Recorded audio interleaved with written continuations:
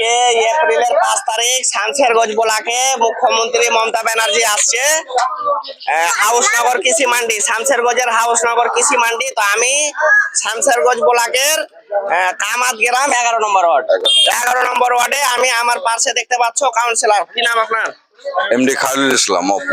আপনার কাছে খবর আছে যে আমাদের রাজ্যের নেত্রী মমতা ব্যানার্জি এখানে আসছে? হ্যাঁ, 5 তারিখ আসছে, সেটা খবর আছে আমাদের কাছে। কর্মীরা উজ্জীবিত আছে জনসভায় যাওয়ার জন্য। আচ্ছা, জনসভায় যাওয়ার জন্য। তো মমতা ব্যানার্জিকে আপনি কি বলবেন যে আগে ভোট না আগে ভোটার? আমাদের নেত্রী সব পুরো তৃণমূল দলটাই ভোটারের জন্য আন্দোলন করে যাচ্ছে। সে ভোটটা তুলিয়ে সবার ভোটাধিকার প্রয়োগ যেন হয় তার ব্যবস্থা আমাদের নেত্রী করে যাচ্ছেন। তার আন্দোলন জোরদার আছে, চলছে।